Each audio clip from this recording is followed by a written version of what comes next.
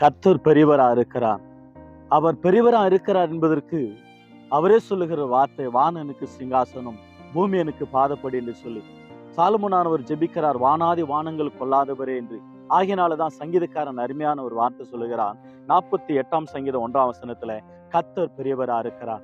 அவர் பெரியவரா இருக்கிறார் என்பதற்காகவே அருமையாகிய ஆண்டவருடைய வேதம் சொல்லுகிறது, அவர் கிருபை மகா பெரிதா இருக்கிறது, அவருடைய தயவு மகா பெரிதா இருக்கிறது, அவருடைய கிருபை கரங்கள் சேசுதமாக இந்த உலகத்தை உண்டாக்கினது ஆகியவை இந்த வானமும் பூமியும் அவருடைய சிங்காசனமா இருக்கிறது. அவருடைய இரக்கங்கள் பெரிதா இருக்கிறது.